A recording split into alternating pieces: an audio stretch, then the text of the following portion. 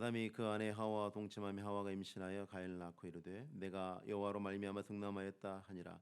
그가 또 가인의 아우 아벨을 낳았는데 아벨은 양치는 자였고 가인은 농사하는 자였더라. 세월이 일어난 후에 가인은 땅의 소산으로 제물을 삼아 여호와께 드렸고 아벨은 자기도 양의 젖새끼와 그 기름으로 드렸던 여호와께서 아벨과 그의 제물은 받으셨으나 가인과 그의 제물은 받지 아니하신지라. 가인이 몹시 분하여 안색이 변하니 여호와께서 가인에게 이르시되 네가 분하여 하면 어찌 됨이며 안색이 변하면 어찌 됨이냐. 네가 선을 행하면 어찌 낯을 들지 못하겠느냐. 선을 행하지 아니하면 죄가 문에 엎드려 있느니라. 죄가 너를 원하나 너는 죄를 다스릴지니라. 가인이 그의 아우 아벨에게 말하고 그들이 들에 있을 때에 가인이 그의 아우 아벨을 쳐 죽이니라. 여호와께서 가인에게 이르시되 네 아우 아벨이 어디 있느냐. 그가 이르되 내가 알지 못하나이다. 내가 내 아우를 지키는 자니까. 아멘. 태초에 인간의 조상들이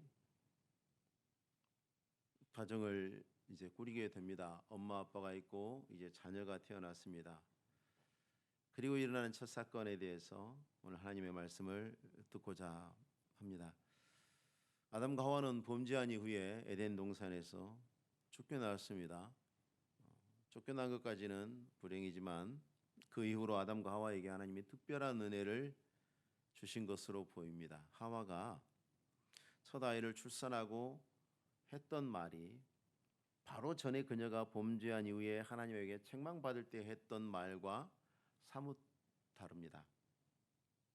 오늘 본문에서 하와가 이렇게 이야기하죠. 내가 여호와로 말미암아 득남하였다. 자녀를 얻게 된 것이 하나님의 은혜와 도움이다. 이렇게 고백하는 그녀의 심경. 너희가 정령 죽으리라 했는데 하나님이 생명을 주셨잖아요. 이것이 여호와로 말미암은 것이다. 범죄한 죄인의 강팍함이 아니라 은혜 받은 사람의 찬송이죠. 죄인은 하나님께 영광 돌리지 않습니다. 아담과 하와가 범죄해서 에덴에서 쫓겨났지만 3장과 4장 사이에 그들에게 어떤 은혜가 있습니다. 하나님이 특별한 은혜를 주신 것이 분명합니다. 하나님을 향해서 진정한 감사를 하는 것은 은혜 받은 사람만 할 수 있는 일이에요.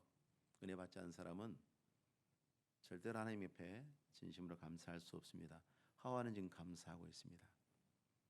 그리고 그녀는 그 아들 이름을 가인이라고 부르는데 우리가 알고 있는 가인의 행위 때문에 그 가인의 유명한 악명 때문에 그 이름에 대한 선입관이 있어요.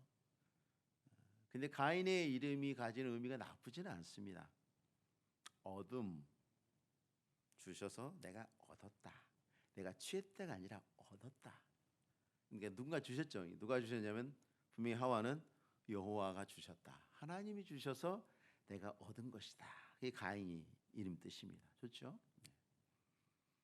하와의 고백처럼 하나님 은혜를 인정하고 있는 겁니다. 근데 특이하게도 둘째 아들 아벨은 또 가인하고는 반대 아닙니까? 그럼에도 불구하고 이름은 아벨이 안 좋아요.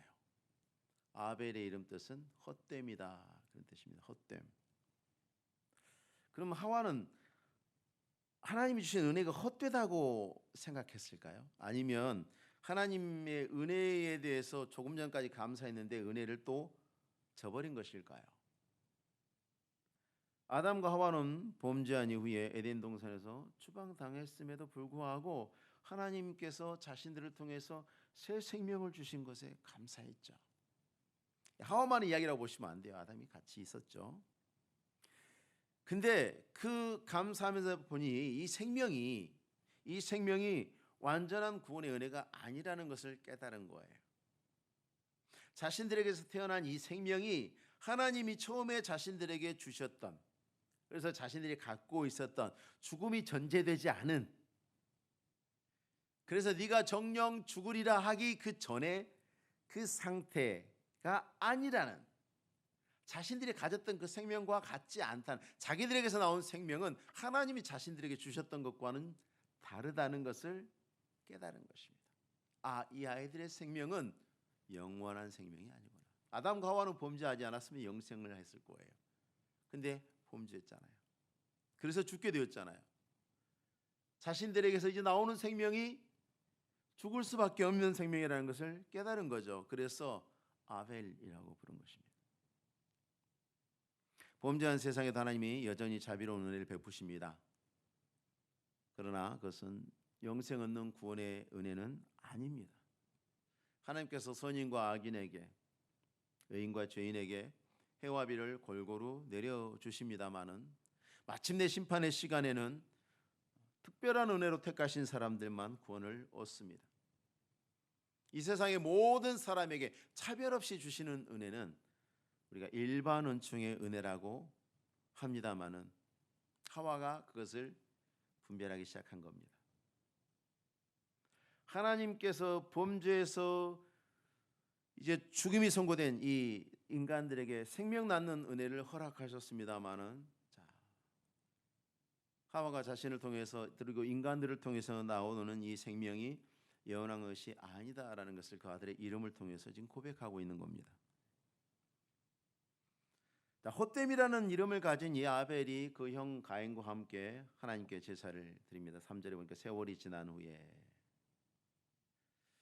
이 말에서 보듯이 아벨은 형 가인의 농사가 끝나기를 기다렸던 것 같아요. 수확이 끝나면 형과 함께 하나님께 제사를 드려야 되겠다.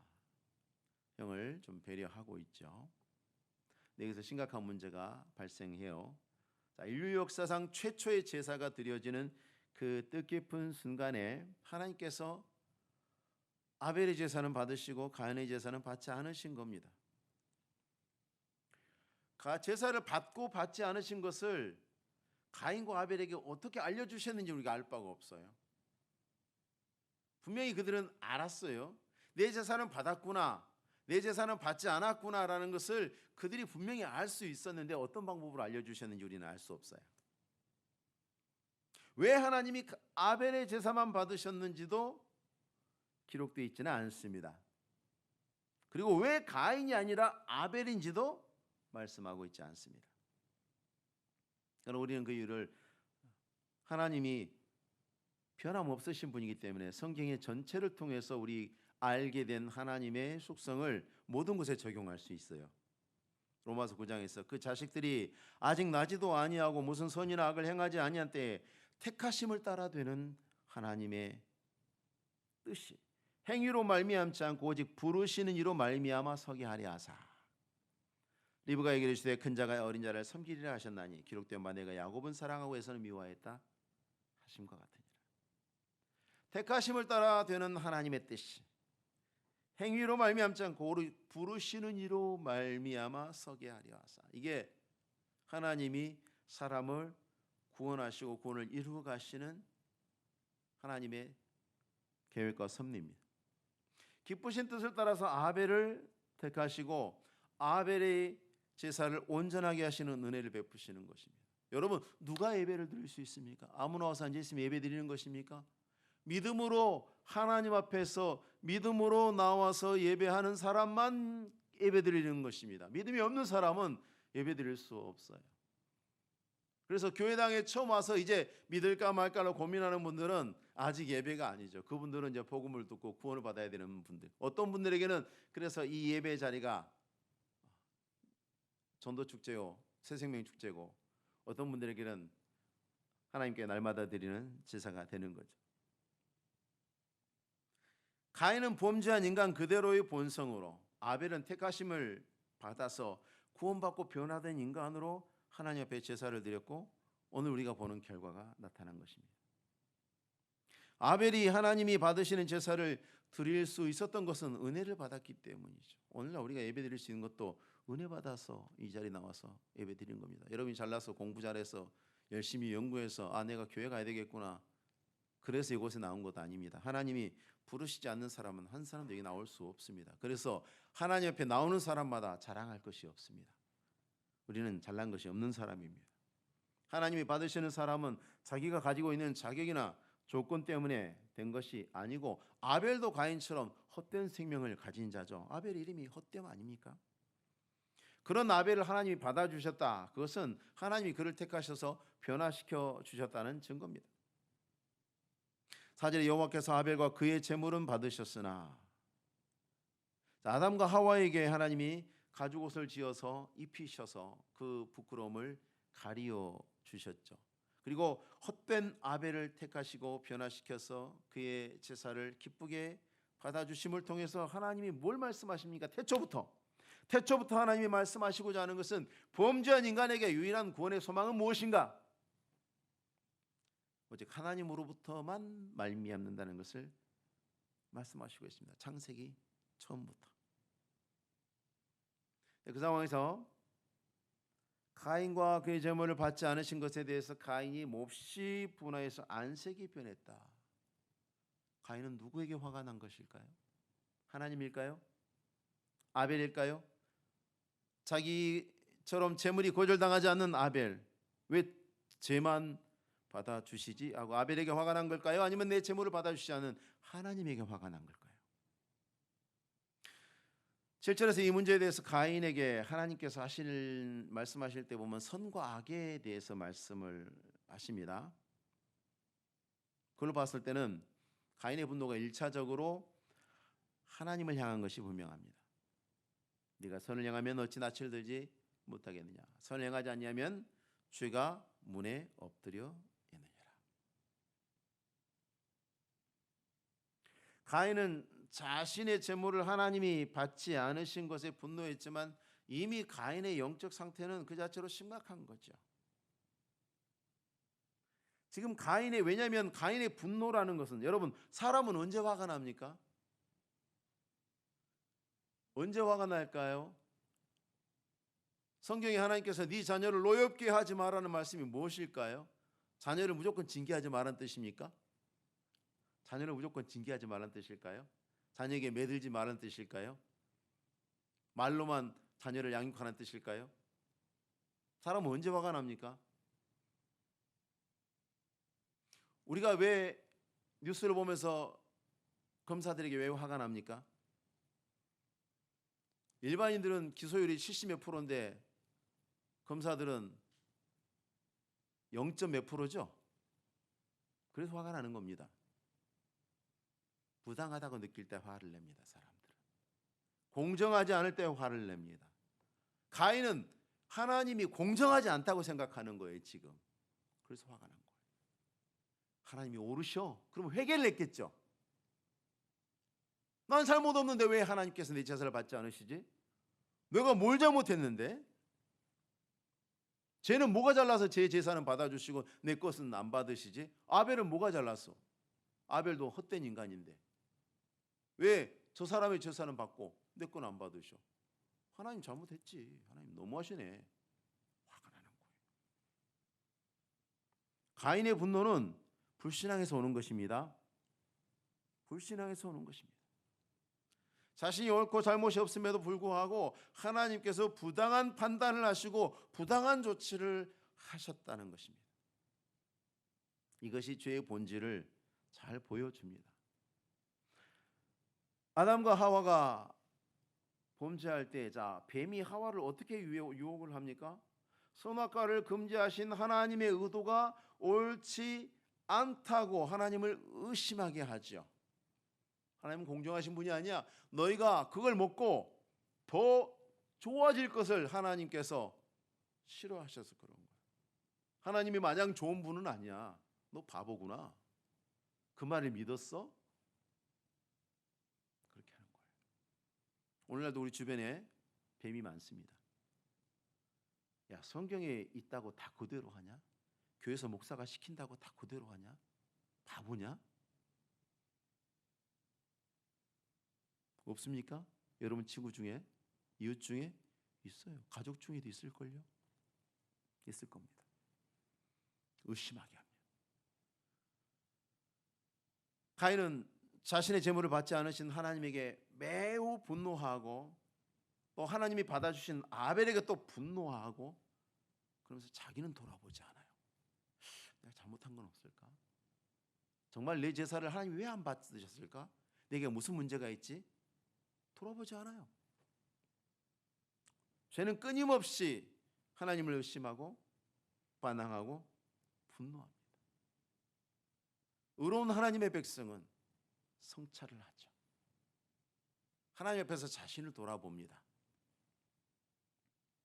그래서 하나님께서 가인에게 그의 마음속을 돌아보도록 권고하신 겁니다. 네가 선을 행하면 어찌 낯을 들지 못하겠느냐. 네 중심을 보라는 얘기죠. 너 중심을 한번 살펴봐라. 네 스스로가. 하나님 앞에 감히 낯을 들 수 없는, 이거 부끄러움 아닙니다, 여러분. 가인의 부끄러움이 아니에요. 분노예요. 화가 나서 얼굴을 보기 싫은 거예요. 우리 화나면 누구 꼴 보기 싫다 하죠. 화나서 얼굴 보기 싫은 거예요. 하나님 앞에 얼굴을 가리는, 하나님이 진노하실 때 얼굴을 가리시죠. 그 부끄러움이 아니에요. 진노한 거예요. 가인이 분노한 거예요.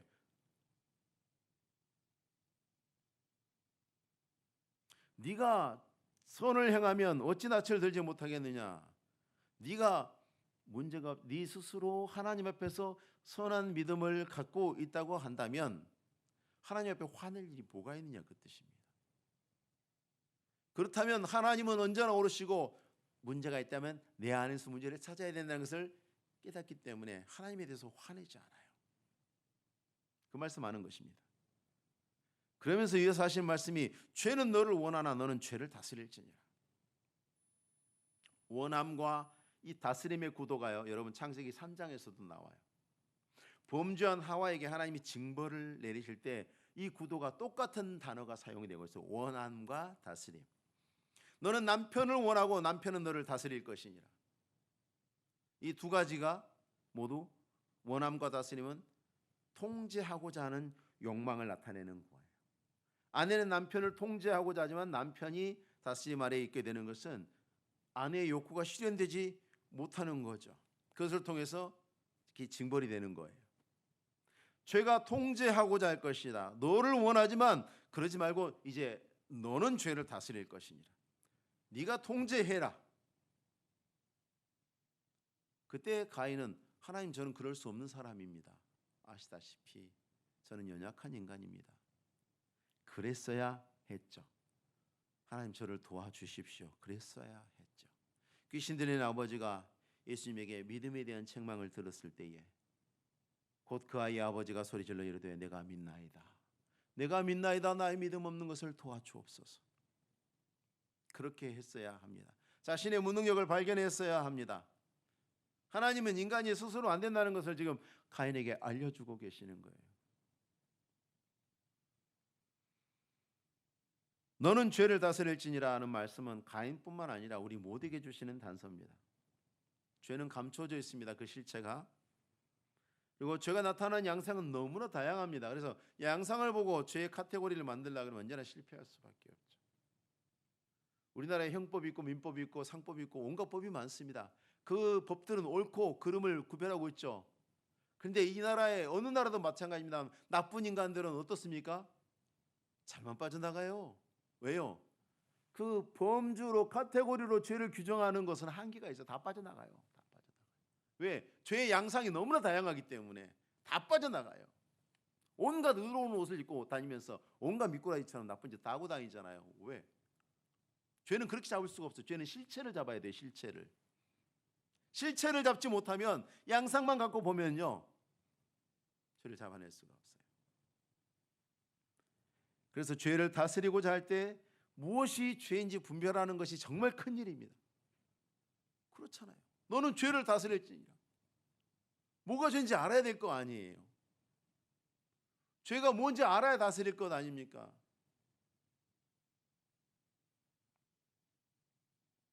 창세기 앞부분은 인간의 역사에서 죄가 찾아왔을 때 일어난 그 사건 속에서 죄가 그 스스로 자기를 나타내기 때문에 죄를 분별할 수 있는 특성이 무엇인지 그 실체를 분별할 수 있는 단서를 줍니다.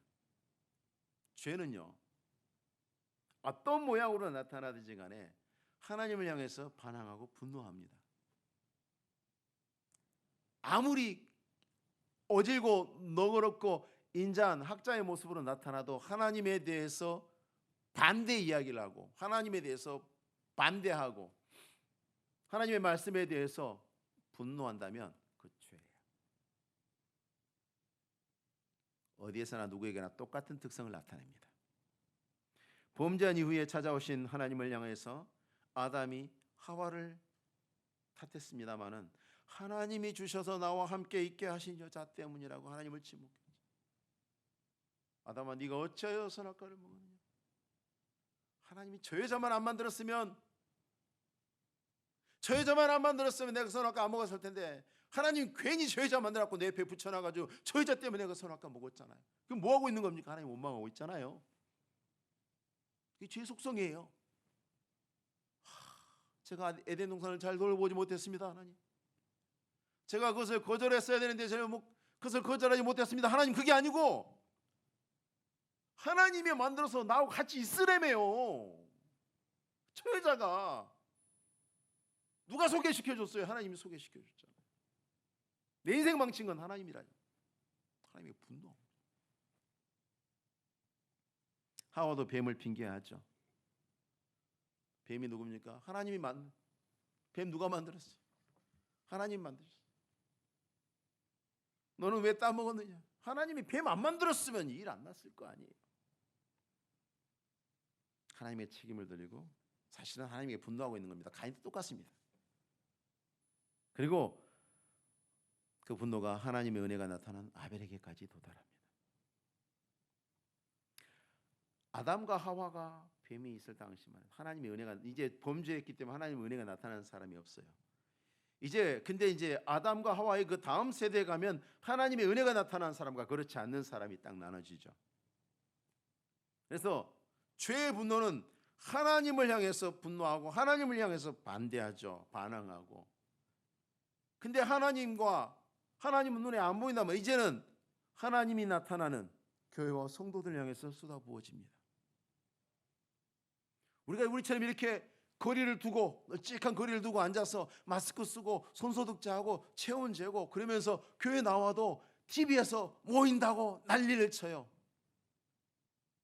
부산에 400 몇십 명 모인 클럽에서 그 난리를 치고 노는 것에 대해서는 별로 크게 문제 삼지 않아요. 클럽에 쫓아다니면서 기자들이 막 취재하는 거 보셨어요? 별로 안 하잖아요. 잘. 맨날 교회 앞에서 카메라 대놓고 유모차 가지고 엄마들 예배 드리러 가면 그거 찍고 있습니다. 마치 부도덕하고 반인륜적 행위를 하는 것처럼.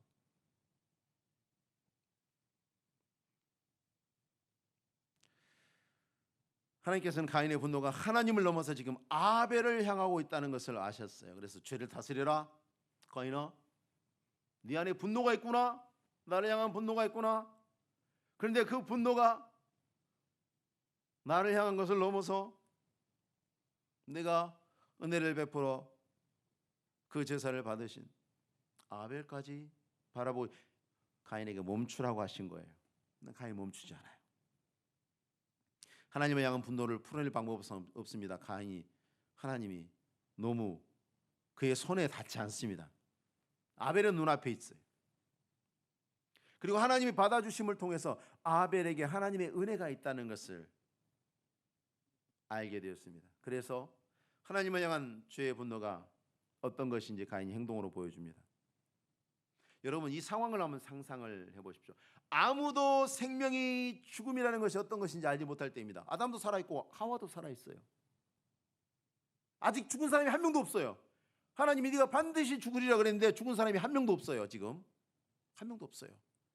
죽음에 대한 지식이 전혀 존재하지 않아요. 왜? 죽음에 대한 경험이 없기 때문에. 죽음에 대한 지식이 전혀 존재하지 않는 때에 어떻게 죽는지 지식이 없을 때예요. 가인이 무엇으로 아벨을 죽였을지 우리가 알 수 없습니다. 근데 우리가 상상을 해보면 그것이 무엇이든지 한 번의 행위로 죽지 않을 것이 분명합니다. 군대 가면 사람 죽이는 연습합니다. 총검술할 때 저기 어디를 찔러야 되느냐, 목, 심장 이런 데를 노리라고 총검술 때 훈련 받습니다. 왜 알까요? 경험을 통해서 목과 심장을 찌르면 한 번에 죽는다는 것을 이제는 알게 되었어요. 경험이 축적된, 지식이 축적된 거죠. 죽음에 대한 지식이 축적된 거예요. 아, 독가스 뿌려도 죽는구나 깨달은 거예요. 어떤 방법으로 사람을 죽이는지 이제는 사람들이 너무 많은 지식을 갖고 있죠. 이때는 아무 지식이 존재하지 않을 때예요.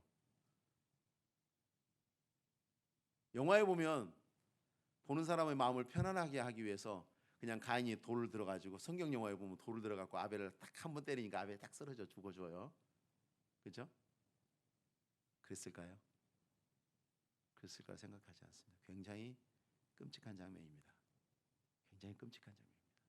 처음 죽여봐요. 여러분 닭 잡아 보셨어요?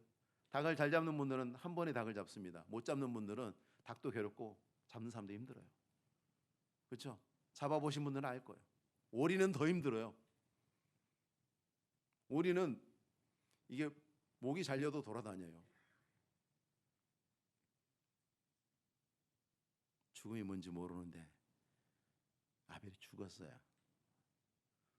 아벨이 죽을 때까지 가인은 죄의 본성을 따라서 아벨에게서 더 이상 하나님의 영광이 나타나지 않을 때까지 쉬지 않고 공격한 거예요. 하나님의 영광이 뭘로 나타나겠습니까? 사람의 인격을 통해 나타나죠. 인간이 살아있는 동안에 그 눈빛을 통해서도 하나님의 영광이 나타날 수 있어요. 그래서 그의 생명이 다 끝나서 더 이상 그가 하나님의 영광이 존재하지 않는 시체가 될 때까지 분노를 멈추지 않는 거예요. 그것이 죄의 분노예요. 아벨의 뒤를 이은 셋과 그의 후손들처럼 택하심을 따라 되는 하나님의 은혜가 나타난 것이 가인으로 대표되는 범죄한 세상의 분노를 불러일으킵니다. 지금까지 그래왔고 앞으로도 그럴 것입니다. 세상이 너희를 미워하면 너희보다 먼저 나를 미워한 줄 알아. 너희가 세상에 속하였으면 세상이 자기 것을 사랑할 것이나 너희는 세상에 속한 자가 아니요 도리어 내가 너희를 세상에서 택하였기 때문에 내가 너희를 세상에서 택하였기 때문에 세상이 너희를 미워하느니라. 딱 요거죠. 하나님이 아벨을 택하셨기 때문에 가인이 아벨을 미워합니다. 우리는 가인을 관찰하면서 죄는 하나님을 향해서 반항하고 분노하는 본성을 갖고 있구나. 절대 잊어버리시면 안 됩니다. 그리고 우리가 평생 하나님이 우리를 버리지 아니하시고 우리를 떠나지 아니하시는 하나님과 함께 이 세상을 사는 모든 날 동안에 죄가 통제하는 이 세상에 많은 사람들의 분노를 우리가 견디고 감당해야 하는구나. 그것도 잊지 말으셔야 합니다. 죄는 평생 죄의 열매를 맺습니다. 어쩔 수 없습니다. 사과나무는 그 나무가 죽을 때까지 사과 맺습니다. 자두나무도 그 나무가 죽을 때까지 자두를 맺습니다. 가인의 제사는 생명이 없었죠. 그리고 그가 처음 맺은 삶의 첫 열매는 생명을 파괴하는 것이었어요. 죄인으로 태어난 최초의 인간이 성공한 첫 번째 업적이 하나님이 창조하신 생명을 파괴하는 죽음을 실현하는 것이었어요. 반면에 하나님이 받아주신 택하신 아벨은 인간의 타락 이후에 하나님이 택하셔서 구원하시고 변화시킨 사람이죠. 아벨은 하나님이 받으시는 제사를 드림을 통해서 자신과 하나님이 생명의 관계 가운데 있음을 증명했어요. 뿐만 아니라 하나님께 은혜 받았기 때문에 하나님을 향한 가인의 분노에 희생된 의인이에요. 오늘 아벨은 두 번의 제사를 드린 거예요. 한 번은 하나님이 받으시는 하나님께 드린 제사였고 또 한 번은 가인에게 죽임을 당함으로 드린 제사였어요. 아벨은 하나님을 향해서 산 자였기 때문에 세상에서 죽은 자요 세상에게 죽임을 당하는 자가 되었습니다. 너희가 본래 죄의 종이더니 너에게 전하여준 교훈의 본을 마음으로 순종하여 죄로부터 해방되어 의에게 종이 되어서 이제 죄의 공격을 받고 죄로부터 죽임을 당하게 된 것입니다. 만일 아벨도 가인처럼 그 제사를 받지 않으시는 사람이었다면 가인이 이렇게까지 분노하지는 않았겠죠. 어쩌면 둘이 함께 모여서 하나님에 대해서 원망하고 둘이 마음을 합해서 하나님을 욕하면서 둘 사이에는 오히려 화목이 있었을 수도 있습니다. 그러나 받은 은혜 때문에 아벨은 세상에서 위태로운 자가 되었고 나그네가 되었고 모르는 자가 되었습니다. 하나님께서 8절과 9절에서 계속해서 가인과 아벨의 관계를 상기시켜 주십니다. 그의 아우, 네 아우. 가인과 아벨의 관계. 가인에게 아벨이 너에게 어떤 사람이었는가를 확인시켰는데 아벨이라 말하지 않고 그의 아우, 네 아우라고 자꾸 말씀을 하시는 거예요.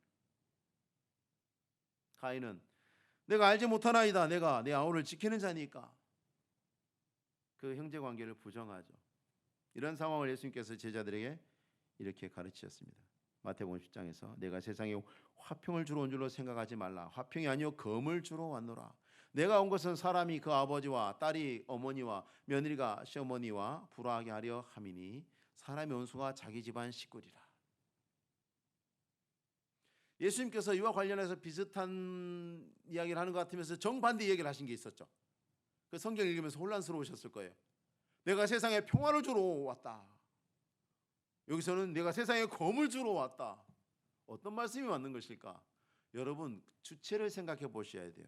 무엇에 대해 말씀하시는가? 세상에 검을 주러 왔다고 했을 때는 세상에 있는 하나님의 택함 받은 사람과 그렇지 않은 사람 가운데 있을 상황에 대해서 말씀을 하시는 것이고, 화평을 주러 오셨다는 것은 택하심 받은 자들과 하나님과의 관계를 말씀하시는 거예요. 예수께서 은혜를 베푸실 때 그 은혜 받은 자들은 하나님과 화평하게 되고 세상으로부터 검을 받게 되는 거예요. 하나님의 은혜 받는 자들은 세상에서 칼 맞게 돼 있는 거예요. 그 말씀하신 겁니다. 틀린 말이 아니고 예수님께서 이랬다 저랬다 말씀하신 게 아니에요. 두 가지는 똑같은 이야기를 하고 계시는 건데 어느 측면에서 누구와 누구의 관계를 말씀하시는가? 은혜 받는 순간 범죄한 세상에 미움을 받는 사람이 되고 맙니다. 모른다 해요. 예수님께서 대제사장의 뜰에 잡히셨을 때 베드로가 모른다 하잖아요. 모른다 해요. 요한계시록을 보면 복음을 전하다가 죽은, 그래서 예루살렘 성 밖에 버려진 두 증인의 시체를 사람들이 본 척 만척해요. 예수님이 십자가에 달리셨을 때에 아리마대 요셉과 니고데모 이 두 사람이 찾아왔을 뿐이에요. 다 모른 척 하죠. 그렇습니다. 세상은 그렇습니다. 하나님의 은혜를 받는 순간 세상에 미움받는 사람이 되고 세상에서 죽임당하는 사람이 되는데 왜 하나님께서는 우리를 여전히 세상에 그냥 있게 하실까? 우리를 사랑하신다면서, 우리를 귀히 여기신다면서 왜 세상에서 그런 대접받을 줄 알면서 그냥 우리를 세상에 두셨을까? 오히려 더 적극적으로 보내십니다. 누가복음에 갈지어다 내가 너희를 보내며 어린 양을 이리 가운데로 보냄 것 같도다. 주님은 제자들을 세상 가운데로 보내시는 것이 어린 양을 이리 가운데로 보내는 것과 같다는 것을 아시면서도 그렇게 하셨어요. 오히려 칼하고 등을 떠미셨습니다. 이리의 본성이 변한 게 아닙니다. 절대 변한 것이 아니에요. 우리가 해를 당하지 않을 것인가? 아니, 그것도 아닙니다.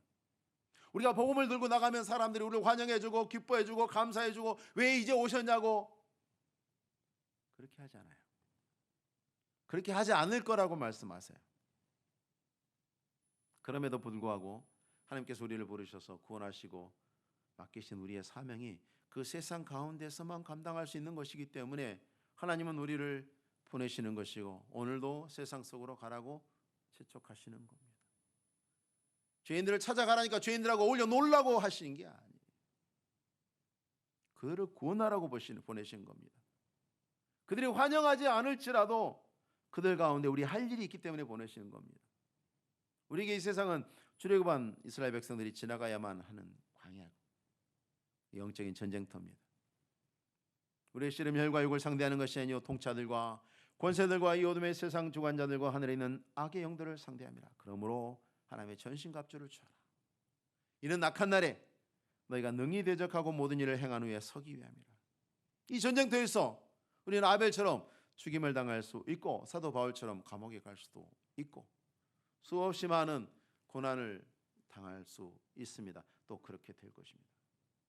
그럼에도 우리는 은혜를 받은 사람으로, 은혜를 아는 사람으로서 내게 말씀을 주사 나로 입을 열어 복음의 비밀을 담대히 알리게 하옵소서 할 것이니 이 일을 위해 내가 쇠사슬에 매인 사신이 된 것은 나로 이 일에 당연히 할 말을 담대히 하게 하려 하십니다. 이와 같은 고백과 각오로 우리가 믿음의 자리를 지키고 사명을 감당해야 됩니다. 여러분, 우리가 살 수 있는 날들은 고작 얼마 안 되는 시간이에요. 뭐 하며 살 거예요? 돈만 버는 게 우리 목표입니까? 좋은 거 많이 먹고 즐기고 좋은 옷 입고 시간들을 할랑할랑 보내는 것이 우리의 목표입니까? 그러기에는 우리 시간이 너무 아깝습니다. 그렇게 보내버릴 수는 없습니다. 하나님 우리에게 원하시는, 우리에게 명령하신 목표는 그것이 아니기 때문에 그렇습니다. 믿음으로 산다는 것은 세상의 편안함과 부요함을 찾아서 안주하는 것이 아닙니다. 하나님의 부르심 때문에 세상에서 고난을 기꺼이 짊어지는 것입니다. 아벨은 그의 제사를 하나님이 받아주셨기 때문에 이제 그 앞에 탄탄대로가 열린 것이 아니라 형한테 맞아 죽었습니다. 개인주의와 물질주의가 만능한 이 세상에서, 만능이라고 생각하는 이 세상에서 우리가 변질되지 않는 신앙으로 최초의 순교자 아벨을 기억하셔야 합니다.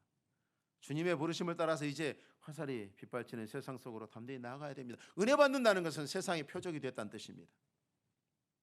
그리고 나아가서 하나님의 복음을 전하고 우리에게 하나님의 주신 은혜가 있음을 증명하면서 승리해야 합니다. 아무도 안 믿어도 여전히 전해야 하고요. 아무도 안 믿으니까, 요즘 사람들이 안 믿으니까 전도하지 맙시다. 그거 어디 있어요? 공부 잘할 때까지 여러분 자녀들 학원 보내지 않습니까? 똑같은 거예요. 그래야 된다고 생각하시죠? 자녀가 나이가 아무리 많이 들어도 부모들은 끊임없이 자녀들을 도와줘야 된다고 생각하시죠? 밑 빠진 독에 물 붓기 같지만 똑같습니다. 세상이 아무리 안 믿어도 여전히 우리는 복음의 증거자로 살아야 하고, 세상이 아무리 악을 행해도 인간의 손은 마찬가지죠. 우리 여전히 하나님의 손으로 세상 가운데 빛나야 됩니다. 원수라도 손으로 갚으면서 승리해야 합니다.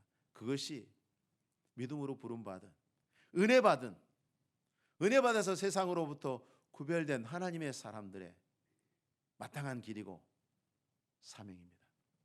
우리의 삶을 다시 한번 점검하시고, 가인만 자신을 돌아볼 일이 아니라 우리의 삶을 점검하시고, 우리가 마땅히 하나님의 부르심 가운데 우리의 길을 걷고 있는가 돌아보시면서 한 주간 살아가는 삶의 걸음이 승리하시는 걸음이 되시길 바랍니다. 기도하겠습니다. 주님 감사합니다. 이 악한 세상 가운데 우리를 택하여 부르시고 하나님의 백성 되게 하시며 우리의 호흡과 우리의 삶이 주님 앞에 예배가 되게 하심을 감사합니다. 우리가 은혜 받음으로 세상에 미움받는 자가 되었사오나 세상 가운데 있는 것을 두려워하지 않게 하시고 여전히 세상 가운데서 하나님의 선하심과 구원하심과 그의 살아계심과 온전히 하나님만이 우리의 소망 되심을 증거하는 우리의 삶이 되게 하옵소서. 피하지 않게 하시고 물러서지 않게 하시고 우리에게 허락하신 이 삶의 날들을 헛되이 보내지 않게 하시고 힘을 다하여서 주님의 기쁨으로 살아드리고 세상의 소망으로 살아드리는 우리의 삶이 될 수 있도록 사랑하는 종들을 축복하시기를 원하옵고 예수님의 이름으로 기도하옵나이다. 아멘.